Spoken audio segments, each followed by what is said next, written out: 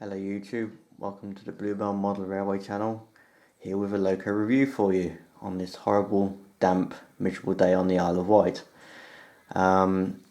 This, of course, has been the eagerly anticipated review and release of the Southeastern Chatham P-Class model from Hattons, and it's possibly wise to tell you this is manufactured by Hattons, not a commission.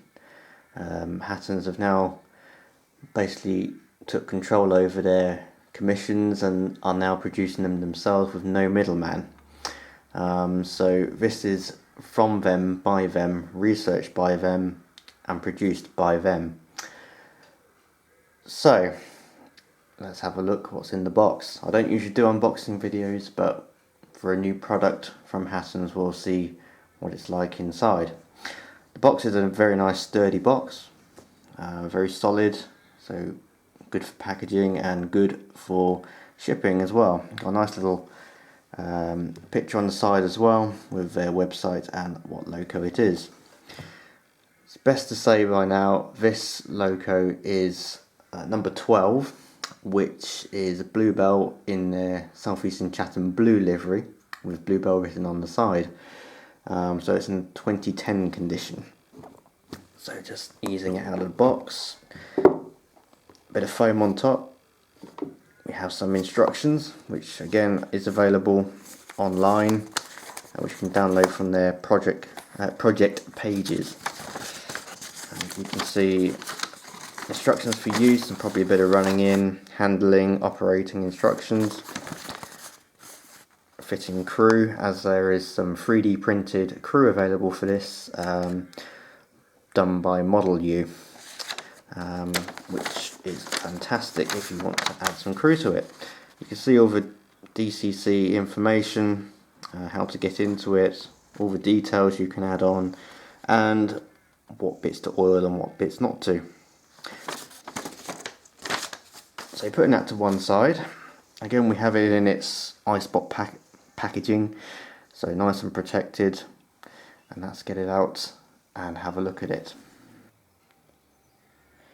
Okay, so now I've got it out of the ice cube packaging. You can now see it in its full and small glory. I will warn you, please take your time about removing it from the ice cube packaging, as it's extremely tight, so you don't want to damage it, so take your time, and you should be able to extract it successfully from the packaging. So just to tell you about the model in front of us here, it is Hattons Southeastern Chatham P-Class H4-P-012. There are 12 models in total. This is number 323 Bluebell in its 2010 livery, which is loosely based on the Southeastern Chatham livery, but is in blue instead of green. There are 8 P-classes made in total by the Southeastern Chatham Ashford Works between 1909 to 1910. They were originally intended for lightweight passenger trains to replace the underpowered steam rail motors. Cost-saving design compromises had been made compared to the Terrier design, and the P-Class were found to be underpowered, having only 73% of the Terrier's tractive effort. This led to the P-Class being later reallocated to shunting and station pilot duties.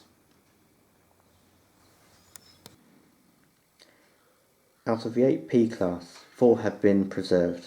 3 at the Bluebell Railway, number 27 Primrose, which is currently undergoing a heavy overhaul at the railway.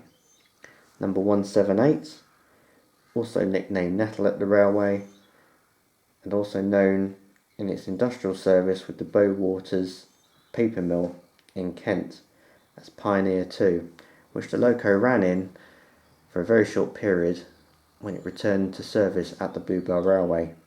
This model is also available from Hattons, code number 009.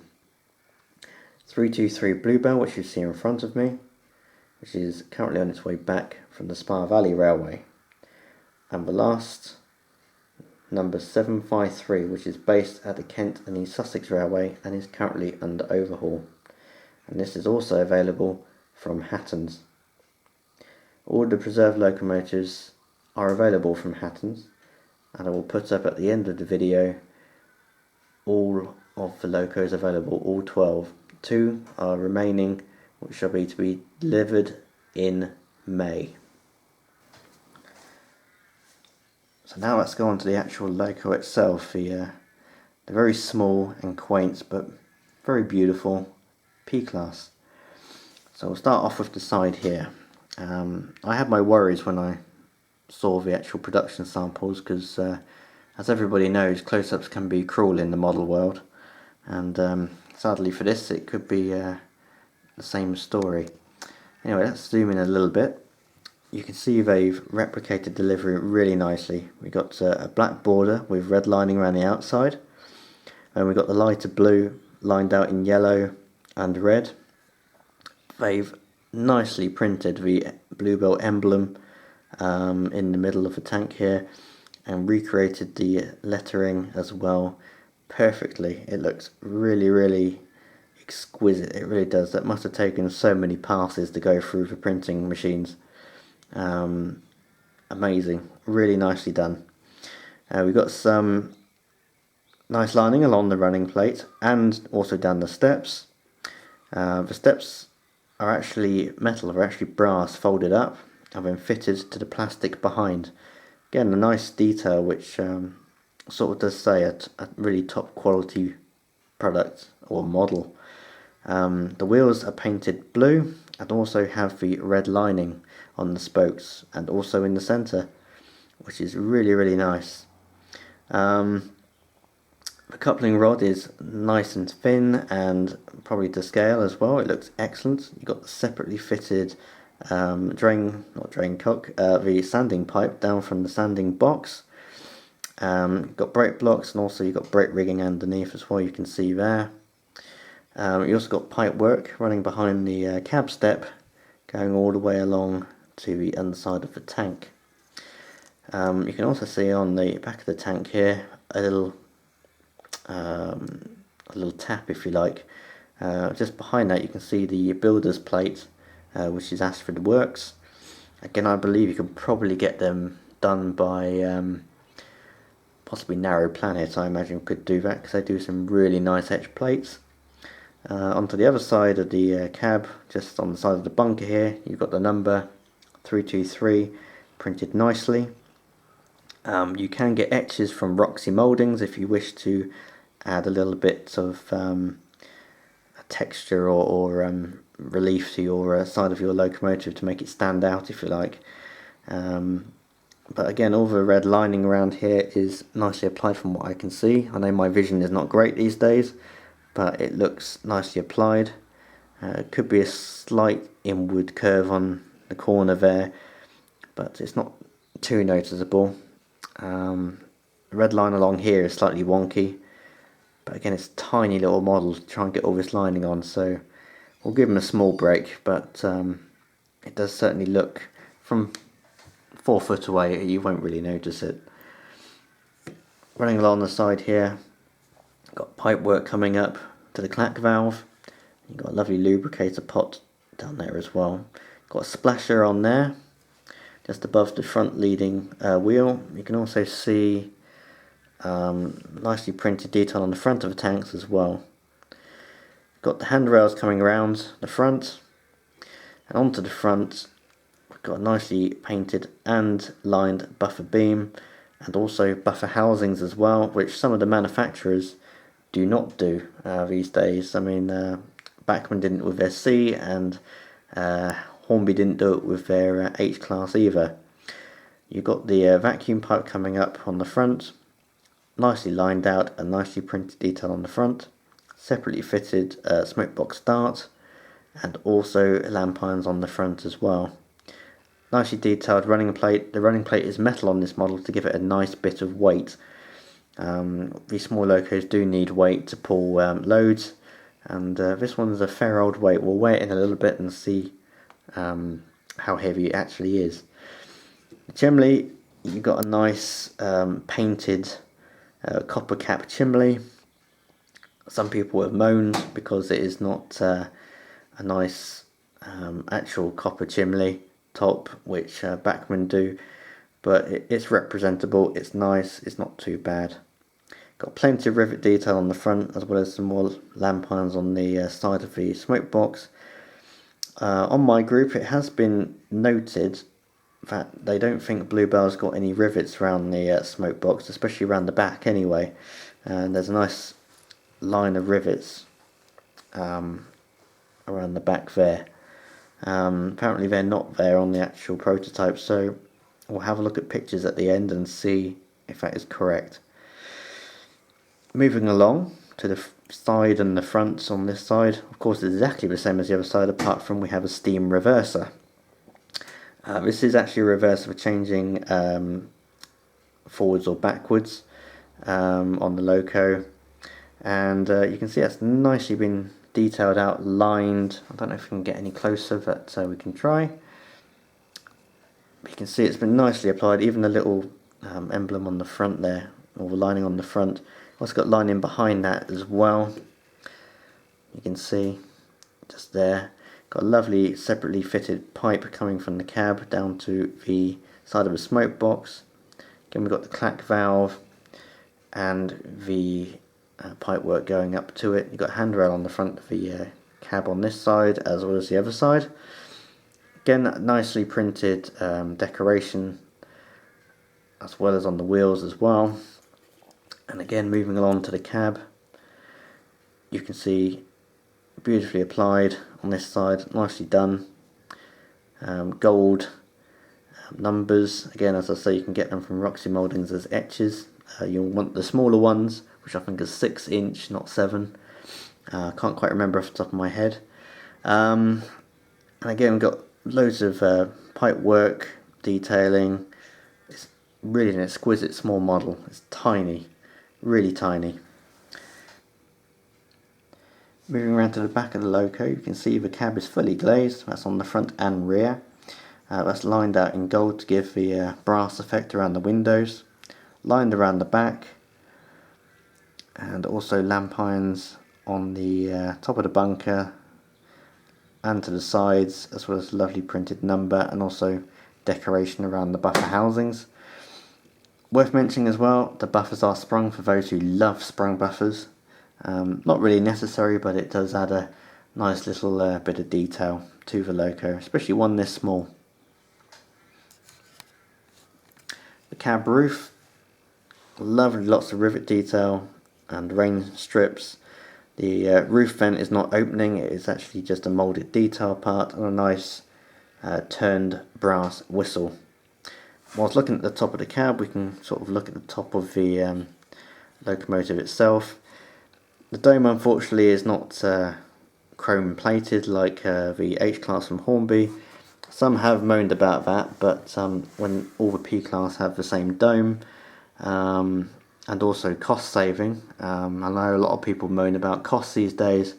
If you take that part off the actual tooling, chrome it, then put it back on, it's an additional cost which people would moan about. It is painted gold. It doesn't look too bad, but I can see their point. But would they be willing to pay it? That's the question. Around the cab you can see lots of pipe work, and you also have the safety valve. Now I'm still a little bit got a question mark over the safety valve housing, as on some models it's circular like this one, or sometimes it's long and thin. I think for most of them I've seen, they've all got the long and thin version, so I'm not quite sure why Hattons have gone this route. But again, I will look at some pictures just to make sure, but I'm quite sure it's long and thin, almost like a rectangle, but not very wide, so I'll have a look at that and see if that's correct or not. Got lining along the boiler barrel, and we've got the openings for the water to go in as well. And again, you can put all your small little details like oil cans and all that along the top. We'll try and get another shot from in the cab as well.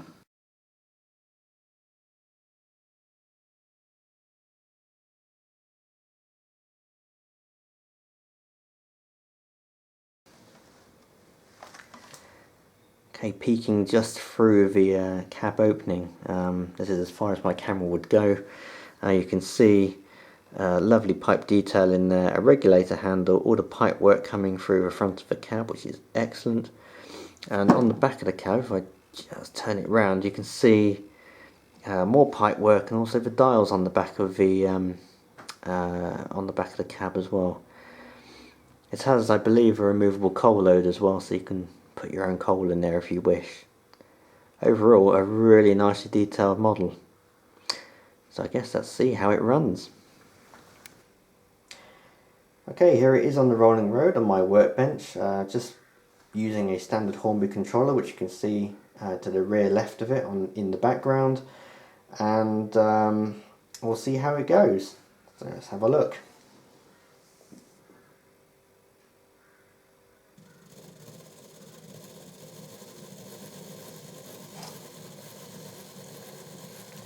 Nice smooth pull away. This has come straight out of the box. It hasn't been run or run in. Nice and smooth. Quite quiet.